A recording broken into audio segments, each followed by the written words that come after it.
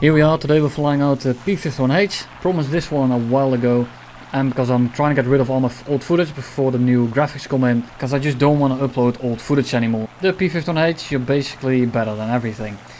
109s, you shit on. The 152H, you outrun and outclimb. Of course you will lose the prolonged dogfight, but in general you can bully most props. And I'm talking about props here, but in general if someone does anything better than you, say you have the climb, you have the speed, and you have the turn rate, if any of these enemies do one thing better, you mostly do the other two better than them. So you can really just dictate the fight in most regards, unless of course you face an A2D. Maybe you face a Mark 24, because the Mark 24 is relatively close to you, but with WAP you climb almost identically, but you're a lot faster. And you turn roughly the same. Of course the Mark 24 will outturn you in the long run, but it's not that much worse to the point where it's really, you really suffer a lot. So if you get on at 6, mostly you can just kind of stick with it. Don't get into these prolonged fights, and especially at lower speeds when that thing can drop its flaps, then you're kind of dead. But you don't really face them a lot, because not many people fly it. And of course it's 6.7 for whatever reason. This thing should be 6.7 as well. You might disagree with that, but this thing is extremely disgusting versus basically any prop. So I think that the BR should be a bit higher. But that's not what we're here for today. Today I'm going to show you a little carry game versus the Japanese. And there's going to be a lot of people here. My team is going to be basically dead, and I'm going to be trying to pull all of it back. And right now I'm just trying to look for targets really. And there's a little blob over there, there's one J6K over there. Who do I go for? J6K on my left is pulling in. I don't want to go head on with him, so I'm just going to pull up a little bit, turn my web back on, and extend towards the J7W, hoping that he's going to go for me, because I'm being engaged by someone else as well. And there he comes, he's pitching up. So I'm gonna do the same. J7W isn't much of a threat. Those guns are extremely dangerous, but as long as I stay away from that nose, he's not gonna be doing much. He's stalling out, and he doesn't have any kind of climb rate or acceleration to get away from me anymore. So what do? I'm gonna dive in. And he tries to turn back under me, but he's relatively slow and I have 50 kills with a lot of ammo, so I just start laying into him. J7 should go on fire relatively easily, that's why I'm sticking on him like this. And there you go, 2 fires. And I'm gone. And I'm not using weapon this dive because I just don't need it, and it's literally a waste. Now I will start using it again to get some altitude back. And if you float a C2B ever, then you kind of know what this is like. You want to use your boost for moments you need it, and otherwise you just want to kind of forget it. This thing has plenty of power when it doesn't have web, so you don't really need to use it all the time. J6K diving on me here. I'm just climbing a little bit to equalize the energy, or equalize the altitude, because if he can't dive on me, then he won't be catching me. So now we're on the same altitude, and I just go into this very gradual dive. Once I reach about 480, I will just start leveling out, because it's just a waste of web at that point. I like using the web when I'm as slow as I can, because the slower you are in the prop, of course to a certain degree, because then your prop starts being inefficient and whatever, but no one asked. In general you produce more power when you're slow. So when you use the web when you're slow, you use a lot more of your web effectively, so to speak. So that's something I try to live by once I reach higher speeds. And when I start reaching very low speeds, I mostly just lay off it, as I don't need it. And you can tell that the J6K isn't really catching me anymore. I'm starting to use it a little bit now to get away from him, and then I turn it back off. Just to get a little bit of acceleration, and I don't need anything more. I'm just trying to, you know, give him a reason to break off. Because my whole team is dead at this point. At least most of it, and some guys are ground pounding or whatever. But I just want to get this fight over with. I need this guy dead, because he's one of the guys that's at altitude, and I don't want to dive down to kill someone, and then he dives on me. And that's something I'm not going to enjoy. But I got a friendly A2D coming in here. He's going to be helping me out. Right now I'm gonna start running down the J6K again. Fairly dangerous prop, a lot of ammo, so I don't really want to get near that thing in terms of him getting near my 6. I don't mind getting in a head on or whatever. In the end it's just a fat A7M. Or at least it feels like one. It's also pretty fast. Luckily there's also some people on the deck. One just rammed an F6F. Thank you for that. Bots being useful. And why am I not climbing after him? Because I want to build up my speed here. If he at any point of this in this engagement tries to turn around and push a head on with me, I have the energy to dodge him. Because not being able to dodge a J6K in the head on when he has 620 mils with unlimited ammo is not something that's on top of my bucket list. So in the case he doesn't turn around, I will be able to pitch up to him and kind of cut him off. And if he does turn around like this, too bad he waited too long, so he won't be able to pull into this because he's way too slow for that. I completely underlead and miss. I extend away, turn my web back on, I'm going to this gradual climb so he wastes even more energy if he tries to chase me. He's still cutting me off, and now when he gets right behind me, I just kind of turn away and I leave him in the dust completely. And that's exactly what I wanted. Right now, yes, he's on my 6, I have more energy, I will outrun him, and if I keep using my web, I will be able to outclimb him, just get above him, and maybe hammerhead, do an energy trap, or something of the sort. Shouldn't be too difficult of a fight anymore.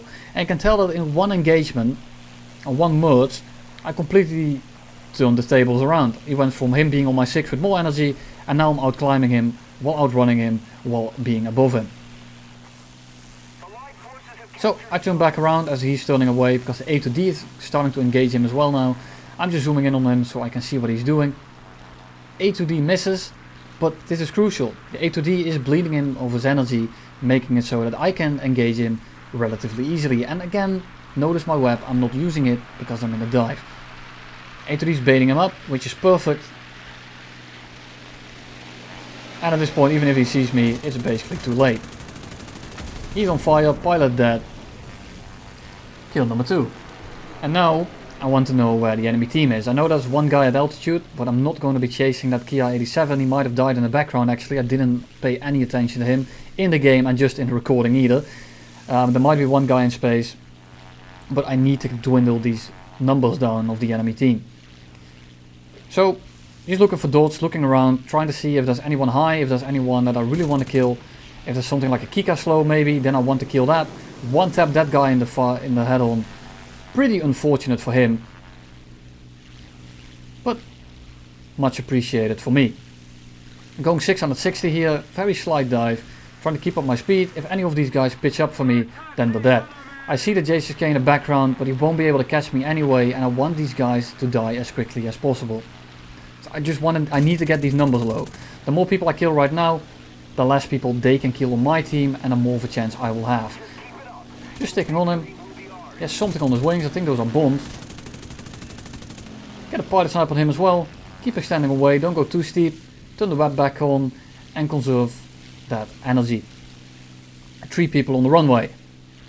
And there's a Kikka down there, and the Kikka is one of those planes you just want to kill. You don't want to fight it in this thing, because the Kikka is extremely overpowered at 6.7, and it has no business there. It should at least be 7.0, and at, I would say 7.3, but it has no business at 6.7. Why it's here, I don't know, but that thing is ridiculous. So, of course, I will ignore the 2 J6Ks. I can deal with those without a problem, but the Kikka right now is relatively slow. He's low, and he's not going to be able to pitch up to this, so I will be engaging him right now. I want him out of the match, because that guy on his own will be able to lock me down completely, and then the J6Ks will absolutely destroy me. He's in a slow turn, easy kill, crit him, miss everything, get more hits, damage one of his engines. See the J6K coming in, have to break off a little bit, but the Kikka engines die relatively fast when you hit them with 50 cal, so I think the engine hit I did get was completely fatal to his engine. So I'm just going to be extending away now, and he has to RTB and land, and otherwise he will just be dead weight. So he has to land, and by the time he's landed and repaired, I will have some time to kill these J6Ks, and then maybe dive back on the Kikka again. I just really hope that he doesn't RTB. I don't want to fight him, and there's 3 people on my 6, one of them catching me. So what did I do? I climbed above the N1K, because when you climb above the N1K, he has to pitch his nose up, and if you pitch your nose up in a prop and you're not at your straight line speed, you're going to bleed a lot of energy. And that's what I did. So I made him bleed his energy, and now I'm going to a steeper climb, and there's no chance he's going to catch me anymore. I want to turn around for the Kikka, but I also want to kill these J6Ks, and I'm not sure what that Kikka is doing. Looks like he is relatively dead. But it might also be that he's doing a very wide turn here to go for a landing approach. I'm not sure what he's doing, I don't really care. I just want to kill these N1Ks and J6Ks right now. And you can tell I'm outrunning the N1K again. There we go. Had to wait a little bit, but I'm now faster than him with more altitude. I'm going to conserve a little bit more speed right here, get some more altitude, and then turn back in, and I can energy trap all of them. Tell the A2D to not go for the Kikka, because you know, he's crit, he's clearly flying straight. I think I killed some more than just his engine. But the A2D thinks it's a better idea to kill one guy in the corner, except help me with these 3 guys. In the end, it worked out fine. But that's relatively useless. But no biggie. I can only showcase the plane better now because I'm on my own right here. So I'm going for this guy first. He's right below me. Basically stalling out. Makes it very easy for me to kill him. And at these speeds with 50 cals, could burst in the middle of that plane. A lot of fuel tanks and a pilot. And he burns up and dies. J6K is now slightly catching me.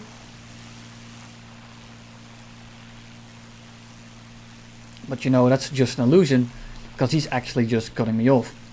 And the moment I start flying straight away from him again, you can tell I'm again outrunning him.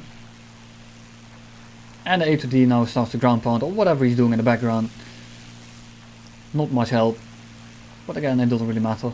In the end, of course, this could have ended quite differently if I was in any other plane and I'm overheating. I'm kind of struggling with his engine. But luckily, the Japanese aren't that fast. And MLK dies to AA. And that's 2 people dying to the map. AA and the F6Fs helping me out a little bit here. And I'm trying to cool my engine down. And I don't want him to think that he's catching me. So I dive a little bit down. So that I start outrunning him. So I can cool my engine at a lower percentage. A2D coming in, which is a very good help, and he's also bringing a J6K with him. Go on a very gradual dive, pick up some speed. If any of these guys dive on me, then I have some speed to get away. Gonna try to spike the J6K here before the other one comes in. Maybe try to get him out of the match. He seems to be turning in for the head-on. Then he pulls out last second, get an engine hit, which is very nice to see on a Japanese plane. Rather see a fire, of course, but an oil leak is very useful nonetheless. So he's going to be burning up his engine in the long run, so I'm basically going to be ignoring him for the most part as well. And here I kind of ignored him too hard because I gave him a shot, which wasn't a good idea. I didn't expect him to pull back in. I thought I was clear of his guns, but one of his 13mm probably hit my rudder. In the end, not a big deal. I just tried to turn it back in to kill the guy that's on the A2D6. Unfortunately so, I wasn't able to be there in time because, well, the other guy cut me off and he turned back in. Which I didn't really expect. But you know, in the end it turned out alright. And we go back to the usual fighting Japanese tactic. You just go straight and I'm not going to catch you. The J6K is actually surprisingly fast for a Japanese plane. But it's nowhere near this thing, so it doesn't really matter. I can just extend away. And that J6K in the background, the one with the oil leak, you can clearly see that he's leaking a little bit more than he was earlier, and he's not as fast anymore, so I'm quite certain that his engine isn't doing too well. So let's just extend this fight by, well, extending. Let him burn up his engine. I'm not going to 2v1 a plane, I don't even want to 1v1 in the first place. So I'm just gonna be flying away for a little bit, let that J6K in the background build up the distance. If he wants to RTB, that's completely fine. But he's not going to be catching me, and if he wants to catch me, he's going to completely destroy his engine. And he breaks off, and that's exactly what I wanted. Luckily for me, the airfield he's trying to go to is captured by us, so he can't actually land there, and he will have to go a very far way to reach the base. So I can now just turn around, keep my altitude, whap a little bit to gain some altitude and some speed, get a very advantageous position. The breaking off, the noticing that that other guy with an oil leak is not going to win the endurance race. So the other guy is gonna try to escort him back to base. Which is a very valid tactic. The problem is that at this point I've already basically won. I have just so much more energy than them. I'm in a much better plane. And one of them is already basically crippled to the point he's not gonna be doing anything anymore. He's not gonna reach that base because the base on the left over here is captured. So he has to go very far way before he reaches that base, and I will catch him before he reaches it because I'm just that much faster than him, and we have to go relatively far. Now I'm going 500 kph, I have some little bit of altitude on them as well, and I still have my WEP left. So what they can do at this point, at this point it's literally just a factor of me not playing anything wrong, playing my cards right, and then they basically can't win. They can try to force head-ons, they can try to force splitting up, me trying to stick on someone and the other one coming back to kill me, but all of these things can be countered by me just playing it smart. That guy is not reaching his base, no way in hell. I'm pretty low on fuel, I don't have the most amount of ammo, and here comes the first guy. He's turning around, he's gonna come head on with me, but I'm going 530, which is plenty of speed. Try to get a hit in, unfortunately miss. You can see that he really tries to force that head on me. I don't want to have anything to do with that. Hit him again, set him on fire, dodge the head on, and extend away. Much faster than him, no way he's going to catch me. So what do? I go straight again, try to not throttle up too much to burn up my engine. He's on fire, he gets crit, he dies. One guy left. And we just go back into that gradual climb. I have 3 minutes to kill this guy, which is more than sufficient. 330 rounds, which is also more than sufficient. If I have good aim at least. Because I can of course completely miss everything. Maybe miss structural important parts. The J6K is pretty tanky, but it shouldn't be surviving 300 rounds of these guns. And yes, I am using universal. In case you were wondering. It's always in the description, everything is. But I'm telling you right now, nonetheless. And now I run out of web with 2.5 minutes of fuel left. But I'm right above him with 1.5 kilometers of separation. And now I just dive on him. Very little he's going to be doing. He dies away. I just got throttled a little bit. Don't turn in immediately because I want that positional advantage. Just like kind of turn behind him and then turn back in. And he kills himself. And there you go. Guess that's quote unquote 8 kills. If you can call it that. I don't care. I was very low on fuel, very low on ammo. You could have won that one, but you opted to bitch out. Wonder if that makes you feel good, because I quite frankly don't care, as I won the game because of it. Thank you all for watching. New video probably tomorrow or the day after. Won't be an American one this time. Look forward to that one. And have a nice weekend.